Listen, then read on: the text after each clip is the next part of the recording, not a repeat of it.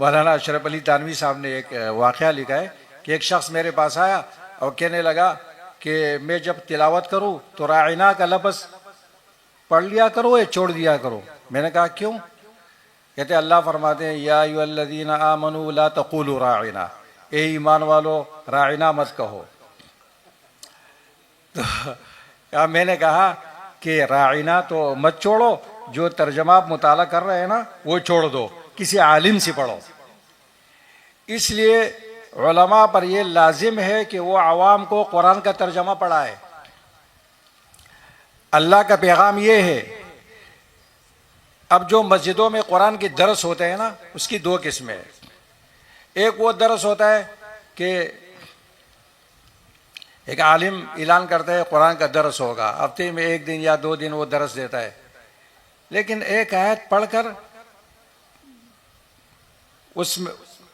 उस आयत का तर्जमा भी पूरा नहीं करता है, बल्कि वो किस्से कहानियां शुरू कर देता है। किस्से कहानियां बैठते कौन है? चंद बड़े मियाँ, नौजवान उसमें नहीं होते हैं। वो भी बाजी सोए होते हैं, बाजी सुनते हैं, बाजी नहीं सुनते हैं, बाजी समझते हैं, बाजी नहीं समझते हैं। इसका तो कोई फायदा ही नहीं है। बेजान दरस है, बेजान। कुरान इनकलाबी किताब है, उसको कुरान के रंग में पढ़ाया जाए तो ये तो हर चीज़ में इनकलाब पैदा करता है। एक जगह मैं मस्जिद में किसी काम से गया था, वहाँ कुरान का दरस था, तो मैं भी बैठ गया। एक आयत पढ़ के वो मौलवी साहब ने मेंढक और उसकी चूहे की कहानी शुरू कर दी कि मेंढक और चूहे की दोस्ती हो गई, ये पानी में था और वो ऊपर था, और फिर धागा बांध दिया उन्होंने, और करते करते 20 मिनट 25 मिनट उसने इस पर गुजार दिए, मेंढक और चूहे पर। तो सही तरीका ये होता है कि आवाम के हाथ में भी कुरान हो और वो आलिम लफ्ज़ लफ्ज़ का तर्जमा करे और फिर उसका मतलब बताए, और फिर उस आयत के अंदर उसके लिए क्या हिदायत है, अकीदे के एतबार से, अमल के एतबार से, अखलाक के एतबार से, माशरे के एतबार से। हर मुसलमान इस बात का मुकल्लफ है कि वो कुरान में गौर व फिक्र करे।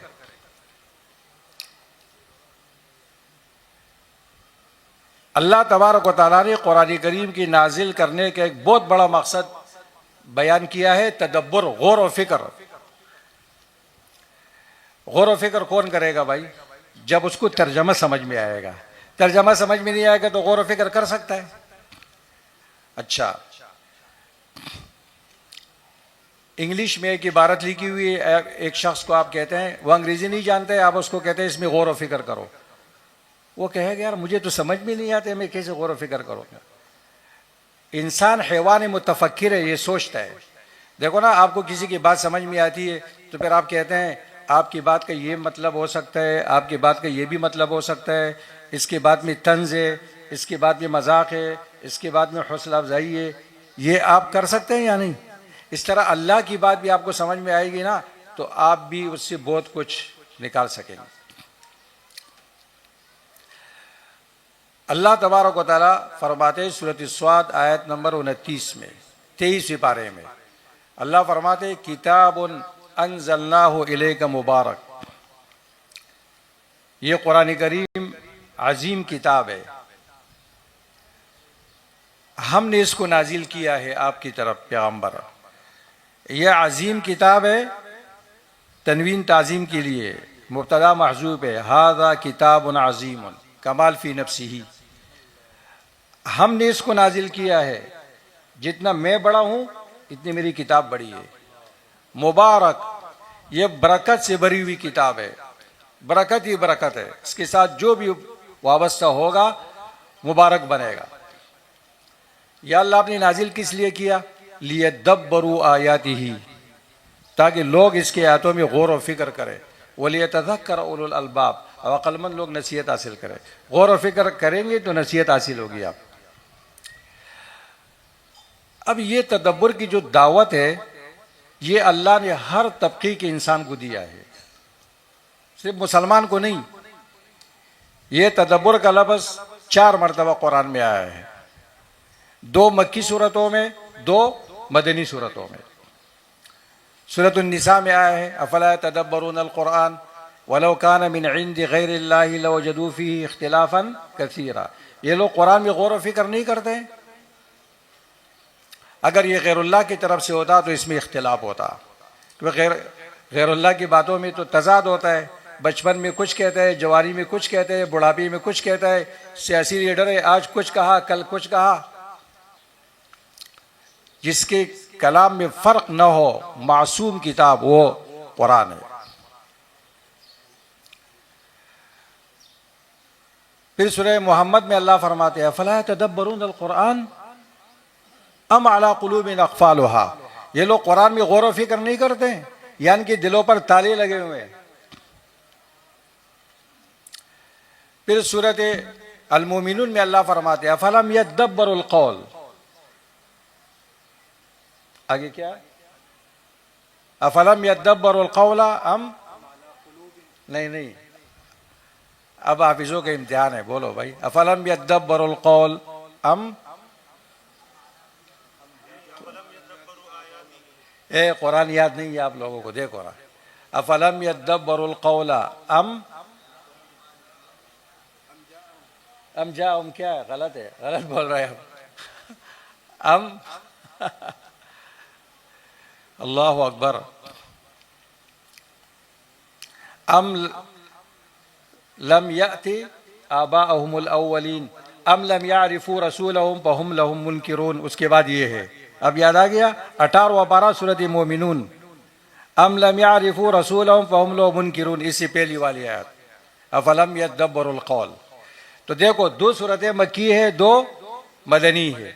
आजकल ये हाफिजों को कुरान सही याद नहीं होता है। इनको ये पता नहीं है कि ये कौन से पारे में है, कौन सी आयत में है, और बस एक महीना हुआ कुरान ही बस किया, कुछ भी याद नहीं है। 4 मरतबा, 2 मक्की सूरतों में, 2 मदनी सूरतों में। मक्का में कौन रहते थे? बोलो भाई। भाई मक्के में अल्लाह के रसूल किसको दावत दे रहे थे? मुशरिकीन को। भाई यार बोलो ना, मक्के में कौन थे? मुशरिक। मुसलमान भाइयों, ये कुरान तुम्हें गिरबान से पकड़ेगा क़यामत की दिन, याद रखो तुम। हाँ, आप लोग मजाक समझते हैं कुरान को, कुछ भी आपको पता नहीं है। सूरत फुरकान 19वें पारे के पहले सफ़े पर आपको एक शिकायत मिलेगी। अल्लाह के रसूल शिकायत करेंगे, वक़ाल रसूल या रब इन्न कौमी इत्तख़ज़ू हाज़ल कुरान महजूरा। रसूल सल्लल्लाहु अलैहि वसल्लम फरमाएंगे, ए मेरे रब, इस मेरी कौम ने कुरान को छोड़ दिया था। कुरान का छोड़ना बहुत तरीक़ों पर है। ईमान न लाए ये छोड़ना है, अल्फाज ना आए ये छोड़ना है, तर्जमा ना आए ये छोड़ना है, तदब्बुर न करे ये छोड़ना है, कुरान को हाकिम न बनाए, अपने जरगे पे चले, कुरान पे न करे ये छोड़ना है, कुरान को नज़रअंदाज करे ये छोड़ना है, कुरान छोड़ के गाने सुने आप ये छोड़ना है, दूसरे उलूम फ़नून को फ़ौक़ियत दे, कुरान को अव्वली हैसियत न दे, ये भी छोड़ना है। मदरसों वाले इसी में मुब्तला है ना, कुरान को अव्वलियत हासिल नहीं है। जो कमज़ोर उस्ताद है, जिसको कुछ भी नहीं आता है, उसको कुरान का घंटा दिया जाता है। तालिब इल्म मनहज की किताबें खरीदता है, सेट खरीदता है, शरजामी खरीदेगा, कुतबी खरीदेगा, नूर अनवार खरीदेगा, कुरान का नुस्खा नहीं खरीदता है। वो वहाँ दरसगाह में कुरान पढ़े होते हैं, उस कुरान के घंटे में वो उठा लेते हैं, और बहुत सारे वज़ू भी उसका नहीं होता है, टेढ़े होकर दूसरे के साथ देखते हैं और फिर वहाँ रख देते हैं। शरजामी नहीं खरीदता है, कुरान का नुस्खा नहीं खरीदता है, क्योंकि किताब ही नहीं है। ये भी हिजरान कुरान है कि आप सरब के लिए माहिर उस्ताद रखे, नहवे के लिए माहिर उस्ताद रखे, बलागत के लिए, और होना चाहिए हर फन के लिए माहिर उस्ताद। ये कुरान ने क्या गुनाह किया है कि आप उस आदमी को देंगे जो नाहमीर भी नहीं पढ़ा सकता है। ये भी हिजरान कुरान है। अच्छा, तो मक्की सूरतें कुरान में कितनी है भाई? मुसलमानों से पूछ रहे हो आप, मुसलमान भाइयों से, कुरान में कुछ सूरतें कितनी है? 114। मक्की कितनी है? बोलो भाई, मक्की सूरतें कितनी है? 84, हाँ, या 86, और मदनी 28।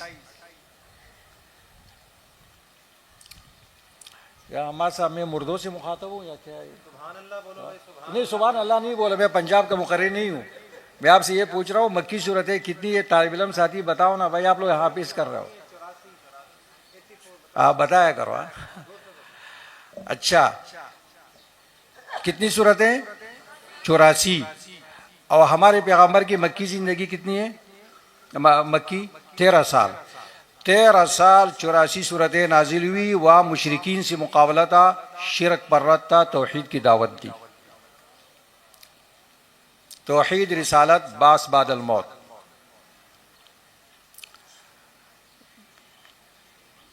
झगड़ा किस पर था? नमाज भी नहीं था, रोज़ी भी नहीं था।